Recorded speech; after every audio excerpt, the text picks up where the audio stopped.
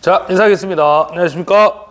자, 반갑습니다. 자, 올해도 어김없이 2018년도 우리 정기기기 문제풀이를 한번 같이 시작해 보도록 하겠습니다. 자, 제목을 제가 좀 적어 볼게요. 제목 우리 동일출판사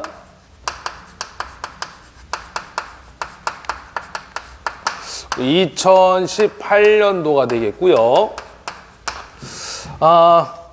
해당 종목은 전기기사고요. 전기기사 1회 문제풀이 시간이 되겠습니다.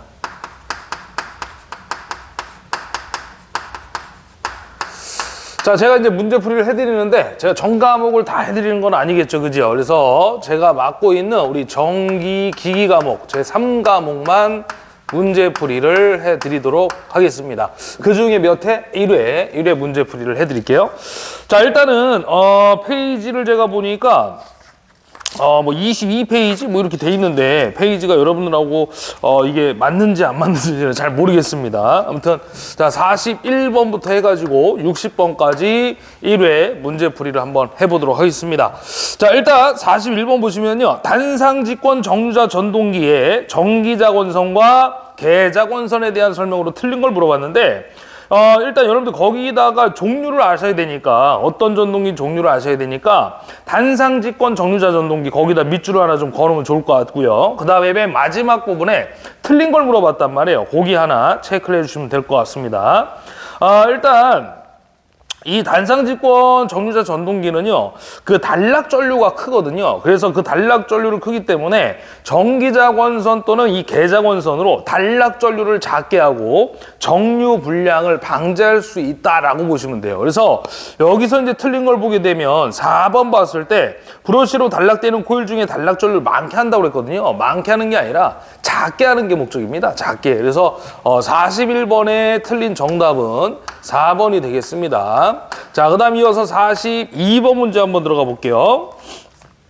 42번 문제는 여러분들이 약간의 그 센스만 있다고 한다 그러면 보기를 봤을 때 딱 이상한 놈이 하나 보일 거야, 그죠? 단상직권 전동기 종류가 아닌 거 물어봤는데 거기 제목의 종류 보면요, 단상직권 전동기라고 돼 있단 말이야. 그러면 보기를 봤을 때요, 세 놈은 직권자가 들어가 있는데 한 놈이 직권자가 안 들어가 있는 놈이 있어. 그 새끼가 답이 된다는 얘기죠. 그래서 1번에 직권형, 3번에 보상직권형, 4번에 유도보상직권형이 나와 있죠. 그래서 정답은 그렇습니다. 직권자가 없는 2번에 아트킨손형 전동기라고 보시면 되겠죠. 아주 간단하게 해결이 되겠죠. 이런 문제만 나와라, 제발. 자, 이번에 보시면 그래서 아트킨손형 전동기는요, 우리 단상 직권 전동기 종류가 아니고 단상 반발 전동기 종류다라고 보시면 돼요. 단상 반발 전동기. 그래서 단상 반발 전동기 종류도 여러분들이 좀 알아둘 필요가 있겠죠. 그래서 거기 밑에 보면 해설이 나와 있는데, 단상 반발 전동기는요, 아트킨손형, 그 다음에 톰슨형, 그 다음에 테리 전동기, 뭐 대리라고 할 수도 있는데 영어다 보니까 테리, 대리 뭐 이렇게 나오면, 그래서 앞 글자만 따잖아. 그러면 톰과 제리 이렇게 읽어주시면 되는 거야. 그래서 그거를 세 가지를 또 기억을 하고 가시면 도움이 되겠습니다. 시험에 출제가 되기 때문에. 그래서 단상 직권 전동기의 종류는 뭐가 들어가 있다? 직권자가 들어가 있고, 단상 반발 전동기에는 어떻게 외운다? 앞 글자 따서 톰과 제리 이렇게 암기를 해주시면 좋을 것 같아요. 자, 그 다음에 이제 43번으로 한번 들어가 볼게요. 43번을 보니까 동기조상기 파트가 나왔죠. 동기조상기 여자 전류를 줄인대요. 그럼 우리가 동기조상기에서 우리 가장 중요한 게 바로 누구냐면 위상, 그렇죠, 특성 곡선이 있었죠. 일명 얘를 갖다 우리 뭐라고 불렀냐면 V곡선이다 라고 부르는 거야. 여자 전류를 조정해서 역률 값을 조정할 수 있다고 했던 거죠. 그래서 그림을 간단하게 그리면 요렇게 그려가지고 요 축을 갖다 우리가 전기자 전류 IA라고 했고요. 요 축을 갖다 우리가 개자 전류 IF다라고 얘기를 했던 거죠. 그래서 전기자 전류가 최소점일 때, 최저점일 때 역률이 얼마입니까? 역률은 항상 1이 기준입니다. 100%가 기준이라는 거죠. 자, 그때 이 출력값이 되는데 이게 중요한 건 아니고요. 일단 첫 번째 얘기로는 일단 이런 문제가 있죠. 위상특성 곡선은 누구와 누구의 관계 곡선입니까? 라고 물어본단 말이야. 그래서 전기자 전류 I와 개자 전류의 관계곡선이다. 요걸 하나 좀 체크를 해주시고요. 그 다음에 좀 전에 말씀드렸던 전기자전류가 최저점일 때 역률은 얼마입니까? 이걸 물어보는 거야. 그래서 역률은 얼마다? 1이 되겠다라는 거죠. 자, 그런 것들. 그 다음에 이 여자전류를 갖다가 우리가 감소를 시킬 수도 있고 증가를 시킬 수도 있잖아요. 그죠? 그래서 역률을 조정할 수 있단 말이야. 여자전류가 만약에 감소하면 역률이 뒤질 때 역률이 적용이 되니까 이때는 뭘로 적용되는 거예요? 그렇죠. L. 바로 리액터로 적용이 된다는 얘기죠. 리액터로. 그 다음에 여자전류가 증가하잖아요. 그럼 역률이 앞서니까 진역률이 발생되는 거야. 그래서 그때는 누구예요? 바로 C로 발생이 되는 거죠. C는 누구냐? 콘덴서가 되겠죠. 콘덴서. 그래서 간단하게 얘기를 하면 L과 C를 가지고 여자전류 중에서 역률을 조정하는 건데 여자전류가 감소하면 리액터로 적용이 되는 거고요. 여자전류가 증가하면 뭘로 작용이 된다는 얘기야? 콘덴서로 작용이 되더라. 그 얘기입니다. 그래서 지금은 여자전류를 줄였기 때문에 뭘로 작용하는 거죠? 그렇죠. 리액터로 작용을 하겠죠. 리액터. 그래서 정답은 2번에 해당이 되겠네요. 2번. 자, 그래서 이렇게 해서 체크를 해주시면 됩니다. 자, 그 다음에 이제 이어서 우리 한번 4번 가볼게요. 44번. 자, 44번 보니까, 비례추이 문제가 나왔네요. 건선형 유도전동기에서 비례추이에 대한 설명으로 틀린 걸 물어봤습니다. 단, SM은 최대 토크 시 슬립이다. 라고 줬죠. 자, 우리가 이제 비례추이가 나왔을 때요, 알아두셔야 될 것이 몇 가지가 있는데, 일단 비례추이가 나왔을 때, 어느 전동기에 적용이 됩니까? 라고 물어볼 거죠. 그래서 우리 삼상유도 전동기는 크게 봤을 때 두 가지가 있습니다. 농형과 권선형이 되겠죠. 그래서 우리 2차 저항을 이용해서 속도를 제어하는 방법이 있기 때문에 우리 실제 슬립과 이제 2차 저항이 비례 관계라서 얘가 2배 커지면 얘도 2배가 된단 말이야. 그래서 요 상태를 우리가 비례추이라고 하는데 우리가 이제 비례추이에서 이제 2차 저항을 이용해서 속도를 제어하고 슬립이 변화될 건데 이 2차 저항법이 실제 어느 전동기에 적용이 되냐면 권선형에 적용이 되는 거죠. 그래서 여기서 하나 추가하면 비례추이는 어느 전동기에 적용이 됩니까? 라고 물어봐요. 그래서 우리 삼상 권선형 유도 전동기에 적용이 된다. 요거를 하나 좀 알아두시면 좋을 것 같고요. 시험에 이제 이것도 출제가 됩니다. 그 다음에 이제 2차 저항이 2배가 만약에 커졌을 때 슬립도 몇 배가 됩니까? 라고 물어봐요. 그럼 슬립도 2배가 되는 거예요. 이걸 우리가 비례추이라고 하는 거죠. 그래서 2차 저항이 증가한 만큼 비례해서 슬립도 똑같이 증가가 되고요. 슬립이 변하면 속도를 변화시킬 수가 있겠죠. 회전자 속도. 그래서 속도를 제어할 수가 있다라고 보시면 돼요. 근데 여기서 이제 조금 특이한 사항 한 가지 추가한다 그러면 2차 저항이 2배가 됐을 때 비례해서 같이 슬립도 2배가 되거든요. 그때 이 최대 토크의 값은 변하지 않고요. 항상 일정하다는 거죠. 최대 토크 값이 항상 일정하다. 요건 뭐 우리 기출문제 앞에서도 계속 풀어봤지만 계속해서 했던 얘기예요. 잘 나오는 파트니까 꼭 알아두시기 바랍니다. 항상 일정하다는 얘기는 변한다 안 변한다. 그렇죠. 변하지 않는다. 같은 얘기가 되겠습니다. 자, 이거를 우리는 두 글자로 또 뭐라고도 할 수 있냐면 그렇습니다. 불변이다 라고도 얘기할 수가 있겠죠. 불변이다. 이렇게 같이 봐주시면 좋겠네요. 그래서 지금 44번 문제에서 비례추이에 대한 설명을 틀린 걸 물어봤는데요. 2번에 보시면요. 뭐라 했냐면 2차 저항 R2를 삽입했을 때 최대 토크가 변한다고 그랬는데 최대 토크는 변해요? 안 변해요? 안 변한다는 얘기예요. 변하지 않는다. 그래서 정답은 틀린 거 물어봤으니까 2번이 해당되겠네요. 2번. 이렇게 해서 체크를 해주시면 됩니다. 자, 그 다음에 이어서 이제 45번 한번 가볼게요. 자, 45번은 여기 위에다가 좀 풀어보도록 하겠습니다. 자, 45번 문제를 보니까요. 주어진 숫자가 됐다 마는데 사실은 발전기 출력을 물어보고 있잖아요. 우리 발전기 출력. 근데 이제 돌극기하고 비돌극기가 이제 대표적인 선수인데 동기기에서 돌극기는 돌출된 부분이 있기 때문에 우리가 이제 수차 발전기 용도로 했고요. 비돌극기 돌출이 안 돼 있다 보니까 원통형 회전자로서 터빈 발전기다라고 이제 용도 관계를 얘기할 수가 있겠습니다. 그래서 우리 시험 문제는요 거의 다 나오면 비돌극기입니다. 그래서 지금 문제에서도 비돌극기가 기준이기 때문에 아무 말이 없으면 비돌극기가 기준입니다. 그래서 비돌극기를 물어보고 있다라고 보시면 돼요. 자, 이때 이제 출력 공식이 있는데 P는 어떻게 됩니까? 비돌극기에 우리 한 상당 출력 공식이 있겠죠. 그래서 XX분의 EV 사인 델타 이렇게 이제 표현이 되겠고, 얘는 이제 단위가 킬로와트니까 마이너스 삼성을 잡아줘야 되겠죠. 그 다음에 문제 조건을 보시게 되면요, 맨 끝에 가면 Y결선에 삼상 동기발전기가 있고요. 삼상 중 한 상의 단자전압, 유도기 전력과 V값을 주고 있죠. 부하각 델타가 30도를 줬고 출력을 물어보고 있다는 얘기야. 그러면 얘는 동기기는 삼상 우리 Y결선으로 돼 있다 보니까 한 상당 출력이 궁금한 게 아니라 지금 문제에서도 얘기했듯이 삼상당 출력이 궁금한 거예요. 전체 발전기의 출력이 궁금한 거야. 그러면 요걸 갖다 그대로 이제 넣어주시면 돼. 자, 그러면 XX가 얼마 준 거예요? 동기 리액턴스가 20옴 줬잖아요. 그래서 20 넣어주시고, 그 다음에 기전력이 얼마냐면 6600V 줬고요. 이 값입니다. 그 다음에 단자전압 V값이 얼마냐? 4400V를 주고 있죠. 자, 여기에다가 얼마에 사인 델타를 갖다 적용하는데 델타가 30도래요. 그래서 여기다가 사인 30도 하고 넣어주시면 돼요. 이렇게 사인 30도. 사인 30도는 얼마예요? 2분의 1이 되겠죠. 그 다음에 킬로와트로 나왔으니까 10에 마이너스 삼성을 잡아주시고요. 아까 얘기했지만 삼상당 출력이기 때문에 3배를 잡아주시면 됩니다. 그럼 요거를 빼게 되면 3을 빼게 되면 한 상당 출력값이 되는 거죠.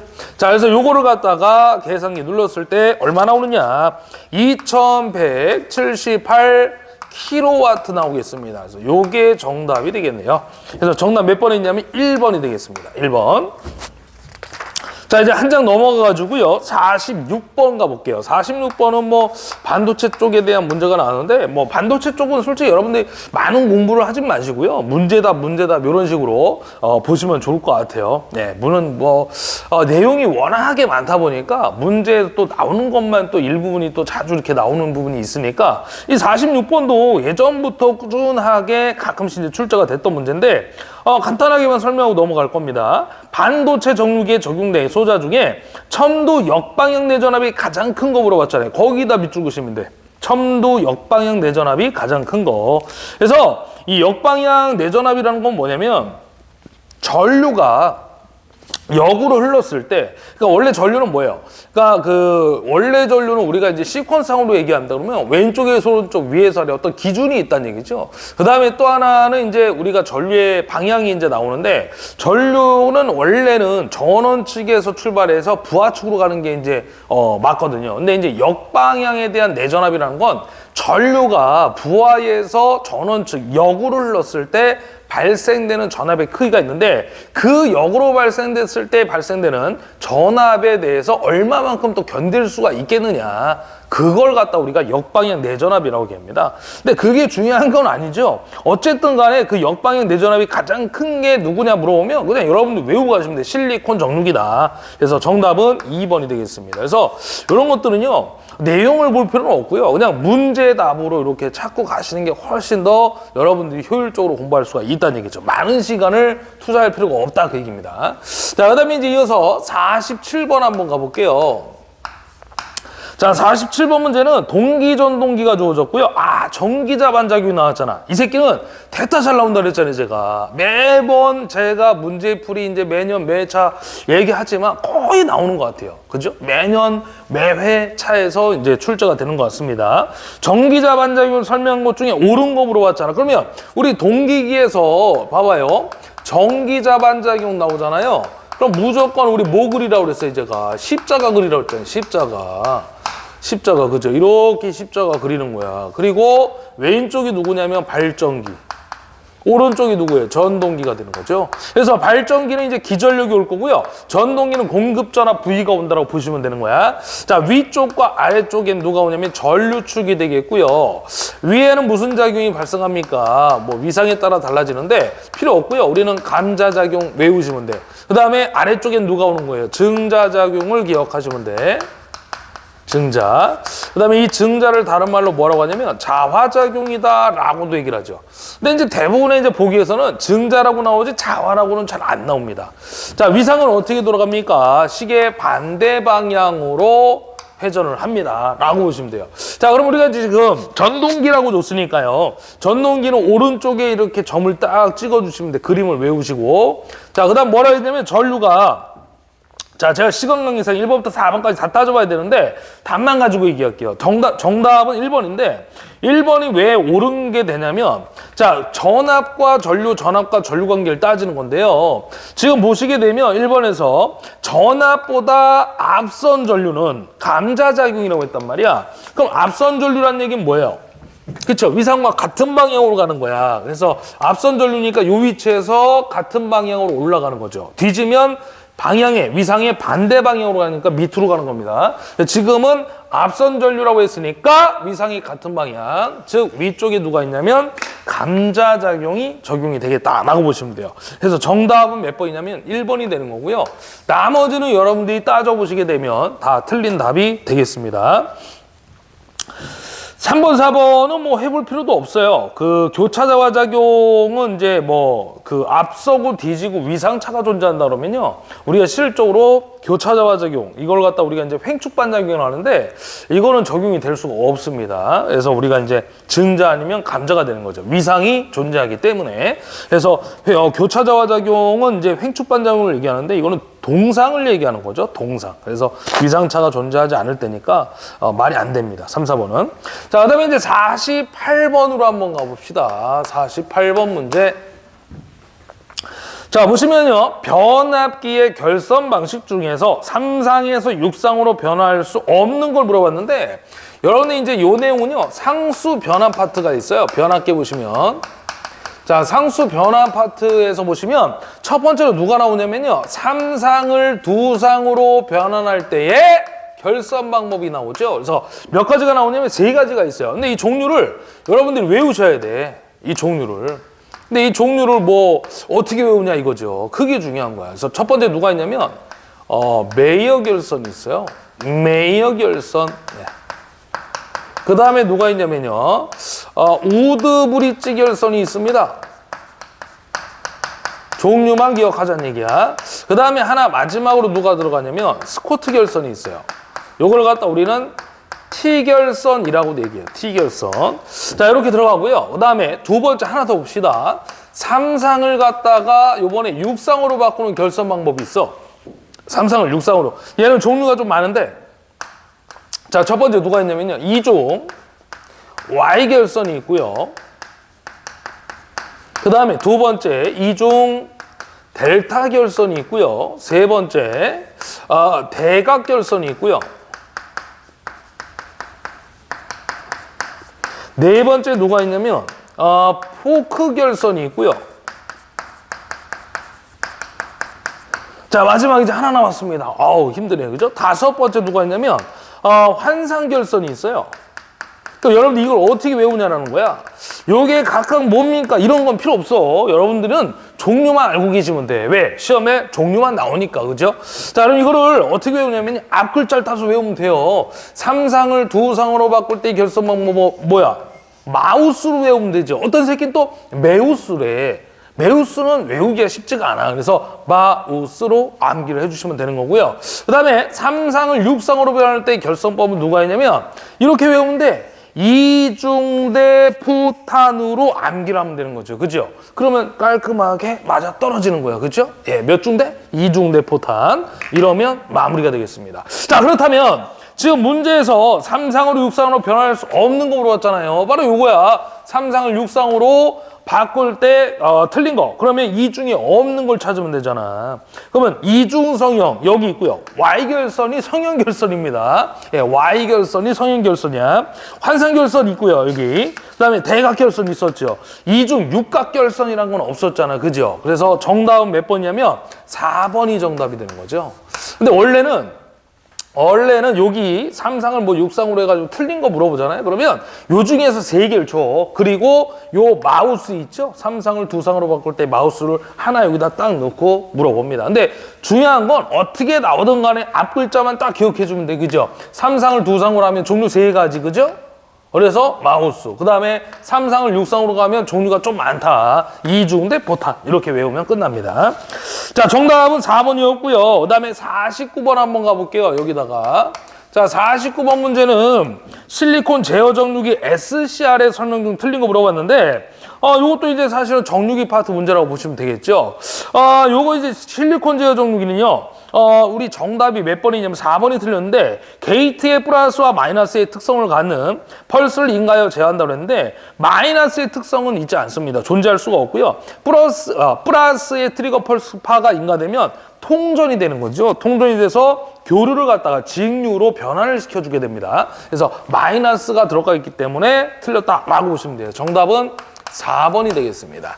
자, 그 다음에 이어서 50번을 한번 가볼게요. 자, 50번은 칠판을 좀 정리하고 가겠습니다. 칠판을. 자, 이쪽으로 갑니다. 자, 50번 문제는 지금 보면 직류발전기의 90%, 직류발전기 90%가 부하해서 최대 효율이 됐대요. 그럼 요거는 이제 우리가 발전기의 이제 어떤 최대 효율을 따지자 그 얘기인데, 보시게 되면요. 이 발전기의 전부하에 있어서 고정손과 부하손과의 비를 물어봤거든요. 그럼 여러분들 철손과 동손이 있는데, 고정손은 누구냐? 그러면 철손이 대표적인 선수가 되겠고요. 가변손, 부하손의 대표적인 선수는 누구냐? 그러면 동손이라고 보시면 돼요. 자, 그럼 결론적으로 얘기했을 때 요거를 우리가 변압기 쪽에서의 공식이 있는데 그대로 그걸 따오시면 돼. 왜냐면 90% 부하에서 최대 효율이라고 했거든요. 그럼 변압기에서 뭘 배웠냐면 뭐가 있냐면 이런 게 있어요. n분의 1 부하시의 효율 공식이 있단 말이야. 그래서 요거를 루트에다가 이렇게 표현이 되는 거죠. PC분의 P I다라고 표현을 합니다. 그래서 우리가 이제 주상변압기 같은 경우에는 시험 문제 또 출제가 되는데 이 철손이 1이고 동손이 2일 때 그때 효율이 몇 프로가 되느냐 70%를 잡아줍니다. 그래서 우리가 주상변압기는요 한전에서 잡아줄 때 70%만 효율을 잡아준다라고 보시면 돼요. 그때 효율이 최대가 된다라고 얘기를 합니다.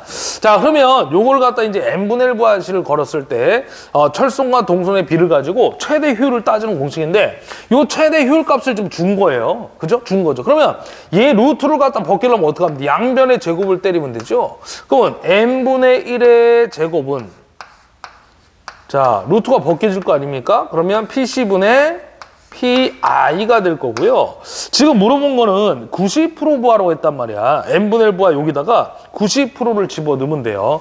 그러면 0.9가 되는 거죠. 90%는. 그럼 0.9의 제곱은 그렇죠. PC분의 PI가 될 거고요. 0.9의 제곱은 얼마야? 9981이잖아요. 그래서 0.81은 그렇습니다. PC분의 PI가 된다는 얘기죠. 그래서 고정손과 부하손과의 비를 물어봤으니까 요게 고정손이 되는 거고요. 철손. 그 다음에 동손이 부하손이 되는 거죠. 또 얘를 갖다 우리는 다른 말로 가변손이다 라고도 얘기를 합니다. 그러면 지금 고정손과 부하손과의 비를 물어봤으니까 그대로 얼마 답이다? 0.81이 답이 되겠죠. 그래서 정답은 50번의 정답은 4번이 되겠습니다. 4번. 자, 이렇게 해서 이제 해결을 해주시고요. 51번 문제도 사실 50번하고 연관이 상당히 있겠죠. 요 공식을 이용하는 거니까요. 150kV 변압기에 철손이 1kW 줬고요. 철손을 우리가 자 PI라고 쓸 수 있겠죠. 1kW. 그 다음에 전부하 동손이 2.5kW래요. 자, 동손이 2.5kW다. 이렇게 표현을 해주시면 됩니다. 자, 그 다음에 이제 역률이 80%에 있어서 최대율을 물어봤잖아요. 그럼 역률이 80%라는 얘기는 뭐야? 코사인 세타가 0.8이 된다는 얘기죠. 변압기 용량을 줬는데 변압기 용량은요, 150kV래요. 그렇죠? 이렇게 준 거야. 자, 그럼 이제 효율 공식을 찾아야 될 거 아니야. n분의 1 부하시에 이제 최대 효율까지 적용을 해줘야 되는데 일단은 n분의 1 부하시의 효율 공식을 다시 한번 쓸게요. 왜냐면 최대 그냥 효율이 아니고요. 최대 효율을 물어봤기 때문에 요 값을 구해줘야 돼요, 여러분들이. 어떤 부하가 됐을 때 효율이 최대가 되냐 그걸 따져줘야 된다는 얘기죠. 최대 효율을 물어봤기 때문에. 그러면 자 루트에다가 PC가 얼마냐면 2.5가 되는 거고요. 철손이 얼마냐면 1이에요. 그러면 요거 눌렀을 때 얼마 나오냐면요. 0.63이 나오죠. 그래서 63%가 됐을 때 이 변압기는 효율이 최대가 된다 그 얘기입니다. 63%만 부하에 공급을 해줬을 때. 자, 그러면 이제 효율 공식을 한번 또 따져봐야 되는데, 자, 효율 공식은 우리가 이제 발전기 효율 공식하고 똑같기 때문에 출력 플러스 손실분의 출력이, 그럼 출력은 P로 잡고요. 자, 손실은 누굴 잡아야 되냐면, 근데 여기서 이제 한 가지 여러분들이 보셔야 될 건 뭐냐면 최대율이잖아요. 그러면 0.63에 대한 출력을 적용했을 때 효율이 최대가 된다고 그랬으니까 여기에다가요, n분의 1 부하시의 효율 0.63을 곱해 주셔야 돼요. 여기도 마찬가지예요. 0.63. 자, 그 다음에 이제 플러스 하기를 손실을 잡아줄 건데 손실은 두 가지가 있다고 그랬죠. 아까 고정손과 가변손이 있습니다. 그 중에 이제 고정손의 대표적인 손실 철손이 되어 있고요. 가변손의 대표적인 손실 동손이라고 보시면 돼요. 여기다 곱하기 100을 해주시면 되겠죠. 물론 여기서 이제 하나 더 적용을 해야 될 게 뭐냐면 요거예요. 코사인 세타. 자, 요거를 이제 어떻게 적용하냐. 여기서 한번 해볼 건데 자, 한번 봐주세요. 자, 역류를 잘 이용해 먹어야 되는데요. 단위 환산해서 여러분들 역류이 필요하겠죠, 이제. 자, 그러면 P가 얼마냐면요. 150kV 아까 줬잖아요. 그럼 150에다가 아까 0.63 적용을 하라고 그랬죠? 예, 요게 이제 n분의 1부하시의 최대 효율값이니까 63%를 적용해야만 최대 효율값을 구할 수가 있겠죠. 자, 그 다음에 여기에다가요. 이게 단위가 kVA란 말이야. 그러면 요 지금 두 놈의 단위가 킬로와트로 주어졌죠?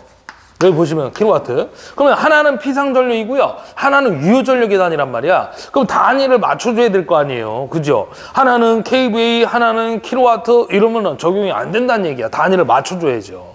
그래서 kVA 피상분에다가 뭐를 곱하면은 그렇습니다. 역류를 곱하면 유효전력으로 나오겠죠? 왜?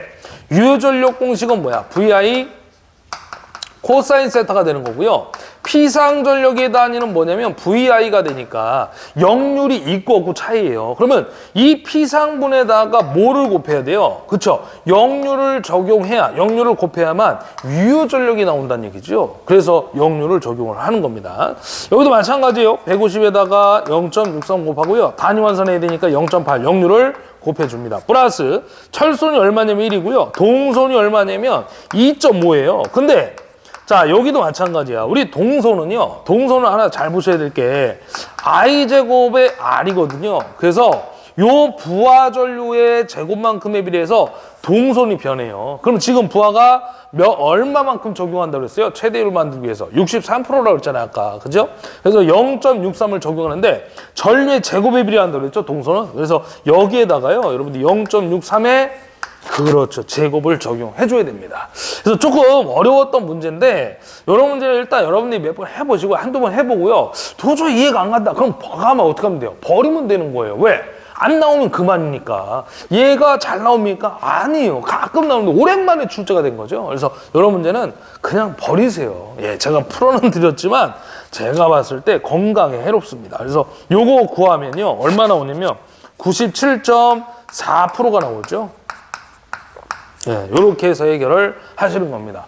자, 다시 한번 정리하면 일단은 최대 효율을 물어봤으니까요. 철손과 동선이 주어졌을 때 n분의 1부하시의 효율을 하나 구해 주시고요. 이게 최대 효율에 대한 어떤 적용을 해줘야 되는 출력값 변화니까 그러니까 63%에 대해서 출력을 잡아줬을 때 그때 효율이 최대가 된다는 뜻이거든요. 그래서 요 값이 필요해요. 그래서 구해주시고 이거를 출력에다 적용하고요. 철손에는 왜 적용을 안 하냐면 철손은 고정손이기 때문에 적용을 안 합니다. 변하지 않는 손실이란 말이야. 그다음에 동손은 아까도 말씀드렸지 i제곱이 r이잖아요. 그러면 전류의 제곱에 비례해서 동손이 발생하니까 즉 63% 부하에 대해서만 걸었을 때 최대 효율이 되니까 동선도 i제곱의 r만큼 즉 0.63의 제곱만큼 적용을 해주면 된다. 이런 뜻입니다. 두 번 얘기해도 잘 모르겠죠. 그죠? 그럼 버리시면 돼요. 과감하게. 왜? 우리는 이식 문제를 갖다 문제를 맞추려고 하는 게 아니거든요. 그래서 우리 제가 항상 얘기하는 12개 정도 플러스 알파 여기에서 점수만 획득하시면 성공한 겁니다. 기계에서. 자, 그 다음에 이제 52번 한번 가볼게요. 52번은 여기에도 한번 풀이를 해보겠습니다. 자, 52번도 좀 생각을 해봐야 되는 문제가 되겠네요. 해설 보니까 만만치가 않네. 정격 부하에서 역률이 0.8로 운전될 때 뒤짐이라고 했죠. 지역률이 되겠습니다. 뒤짐이다 그러면 우리가 이제 부하가 뭘로 들어가냐면 L이란 말이야. 유도 부하. 그래서 플러스가 되는 거고요. 모든 기준이 되는 부하는 유도 부하거든요. 우리 모든 부하가 L이니까 코일 성분이니까 L 성분. 그래서 플러스로 잡아주시면 되고요. C는 무조건 마이너스가 되는 겁니다. 전압 변동률이 12%의 변압기가 있고요.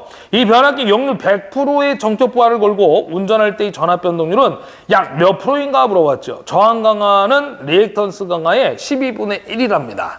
자, 그러면 일단 공식을 알아야 되는데 변압기의 전압 변동률 공식은 두 가지가 있어요. 뭐가 있냐면 첫 번째 이런 공식이 있죠. V2n분의 V2제로 마이너스 V2n 곱하기 100이란 공식이 하나 있고요. 또 하나의 공식이 누구냐면 P 코사인 세타 플러스 Q의 사인 세타라는 공식이 있어요. 물론 여기 이제 마이너스도 있는데 아까도 제가 말씀드렸죠. 마이너스는 적용이 안 된다. 왜 그러냐면 지역률이라고 했거든요. 지역률. 우리 지역률 나오면 누구야? 뒤질 때 역률 아니에요.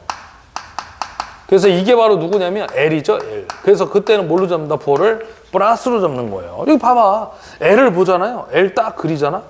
그러면 뭐가 보여? 그렇죠. 이렇게 플러스가 보이잖아요. 그죠? 점선으로 연결하면. 그래서 플러스야. C는 마이너스 어떻게 되는 겁니까? C는 뭐 할 말이 없네. 그러니까 얘를 기준 딱 잡아주면 플러스 그려지는구나. 그럼 C는 무조건 반대구나. 이렇게 기억을 하시라는 얘기죠. 우리가 뭐 어떡합니까?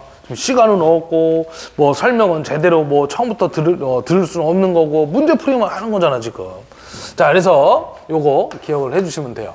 자, 근데 이제 지금 오른쪽 걸 가지고 당연히 풀어야 되는데 여기에서 문제의 출제자가 하나 포인트를 두고 있죠. 뭐라고 했어? 가로 안에 저항 강화는 리액턴스 강화의 12분의 1이래. 그럼 요 P 값이 우리 저항 강화거든요. 저항 강화.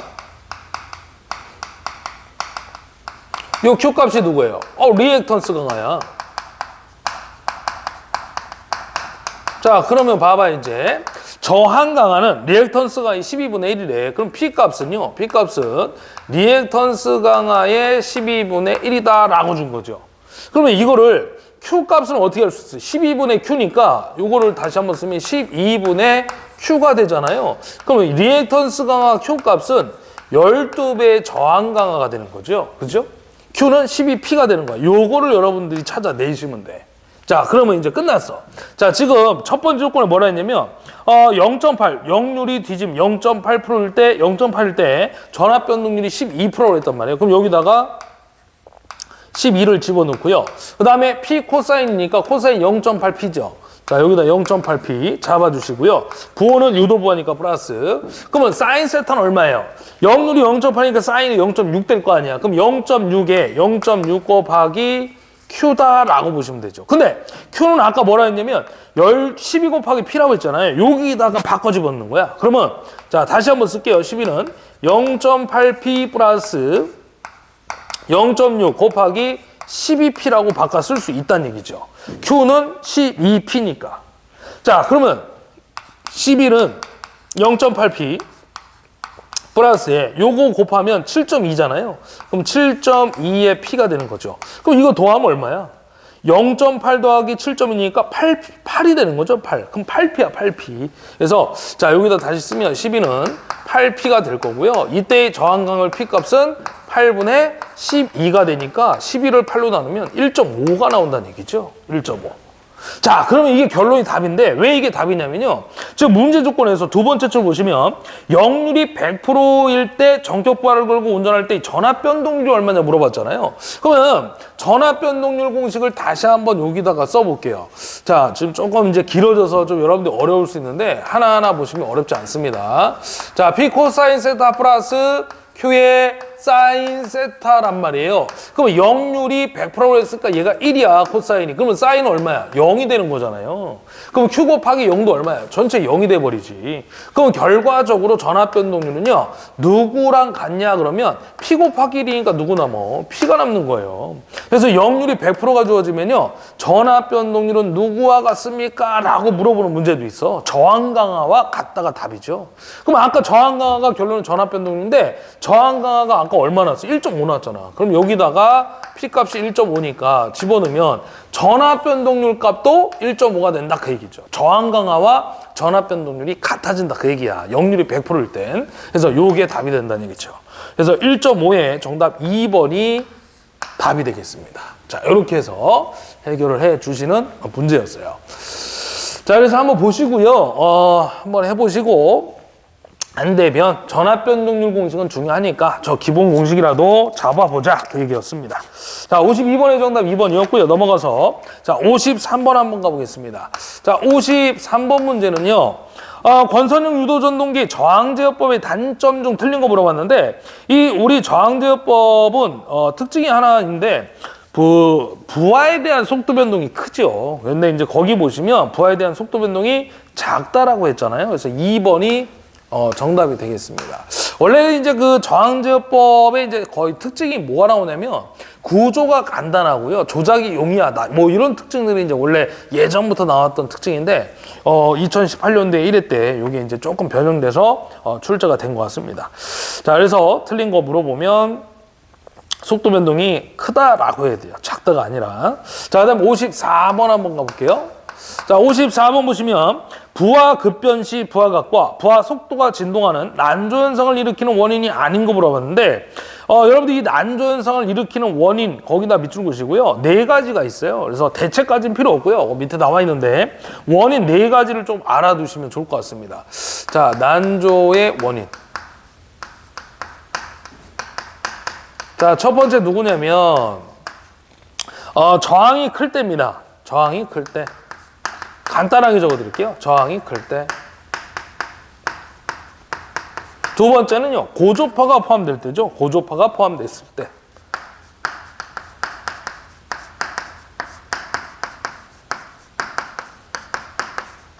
그 다음에 이제 세 번째로는 조속기 감도가 예민할 때. 조속기의 감도가 예민할 때. 자, 네 번째는 부하가 맥동할 때. 요렇게 4가지만 여러분들이 좀 기억하고 가시면 좋을 것 같습니다. 이게 가끔 출제가 돼요. 4가지. 그래서 원인이 아닌 거 물어보면요. 이렇게 4가지 뺀 나머지 하나가 정답이 되겠죠. 그래서 정답 몇 번이냐면요. 4번째, 4번이 정답이 되겠습니다. 요거 뺀 나머지. 그래서 1번이 요거, 2번 요거 3번 해당되는 거고요. 하나 더 추가하면 4번째 부하가 맥동할 때도 원인이 되겠습니다. 그래서 이렇게 정리를 해 두시면 돼요. 자, 그다음에 이제 55번 한번 가볼게요.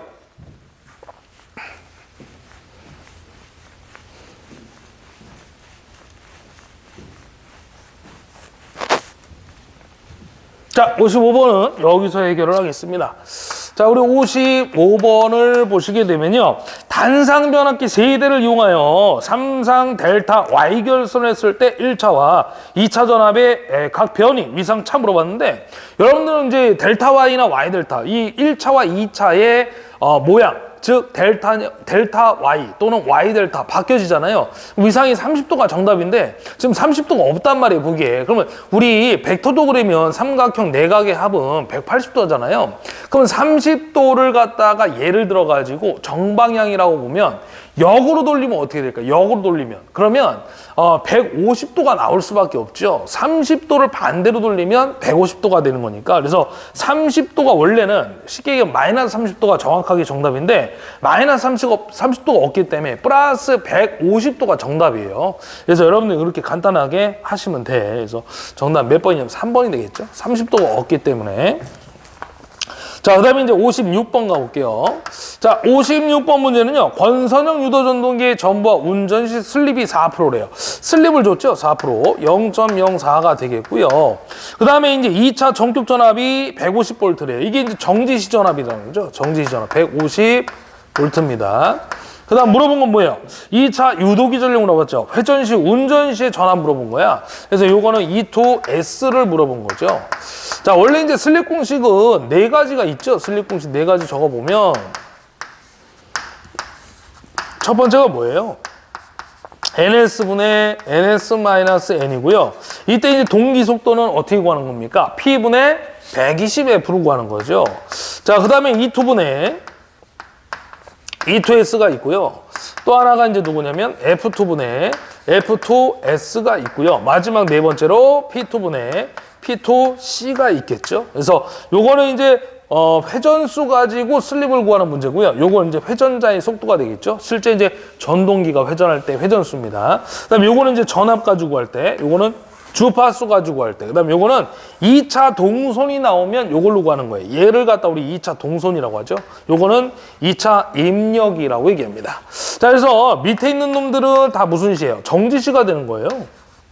정지시. 전동기가 정지돼 있을 때고요. 위에 있는 놈들이 다 누구냐면 운전시가 되는 거죠. 운전시. 또는 얘를 갖다 우리는 회전시라고도 얘기를 합니다. 운전시, 회전시.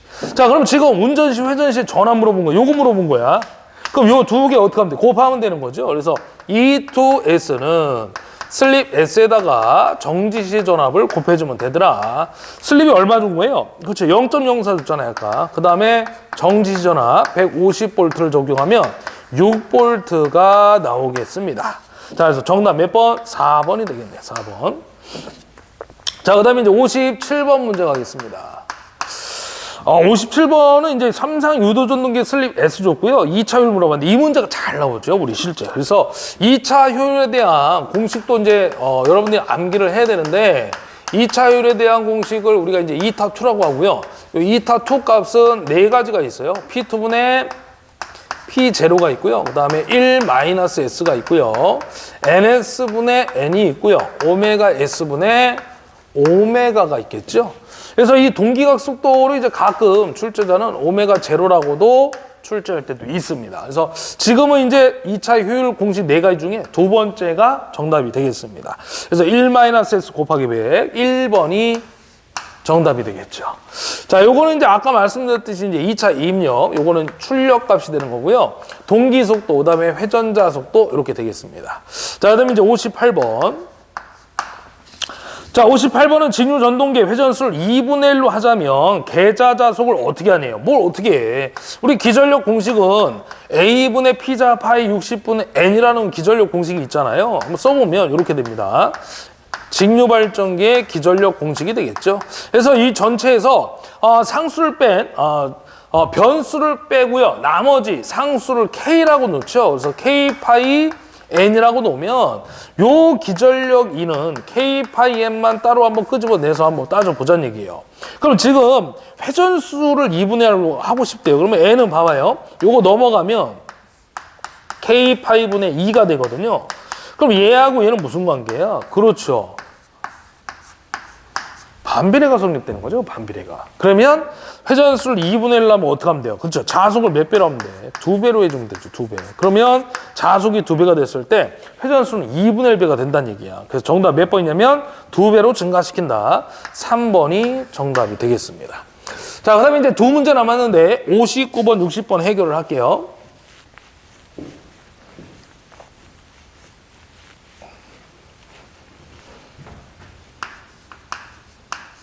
자, 59번 보시면요.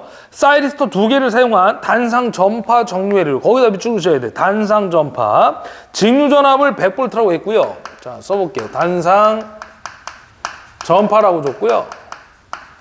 직류 전압 ED가 지금 얼마 줬냐면 100V래요. 자, 그 다음에 PIV가 몇 볼트 다이오드를 사용하는데 PIV 물어봤죠. 피크 인버스 볼테이지.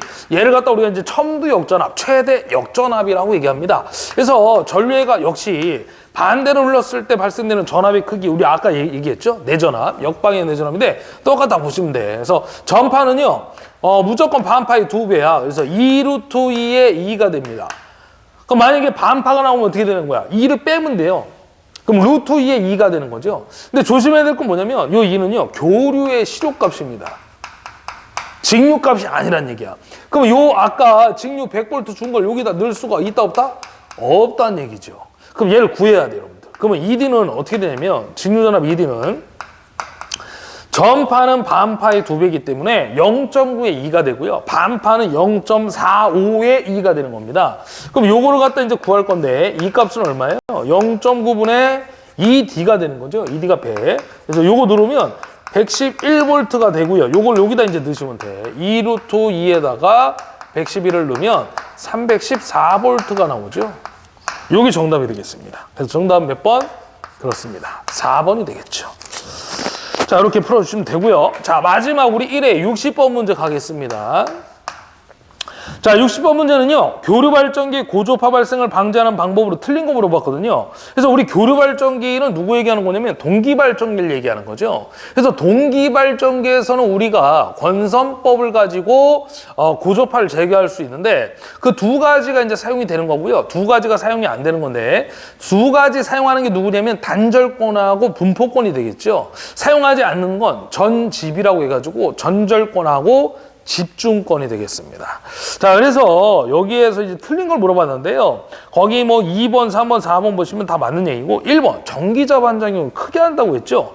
여러분 이게 1번이 결론은 답인데 쉽게 생각하면요. 전기자 반작용은 좋은 게 아니잖아. 그래서 무조건 작게 하는 게 목적이에요. 우리 직류발전기에서도 전기자 반작용은요. 이 전기자 반작용이 어디에 영향을 주냐면 주자속, 계자 자속에 영향을 준단 말이야. 그럼 자속이 감소가 되기 때문에 기전력이 감소가 되고요. 발전기 출력까지도 감소가 돼 버려요. 그래서 실제로 우리가 전기자 반작용은 크게 할수록 좋은 게 아니고요. 작을수록 좋은 겁니다. 그래서 여러분들 그렇게만 기억하시면 60번 문제는 아주 쉽게 간단하게 맞힐 수가 있다는 얘기죠. 자, 여기까지 해가지고요. 1회 문제풀이를 마무리 짓고 저는 잠시 뒤에 2회에서 뵙도록 하겠습니다. 수고하셨습니다.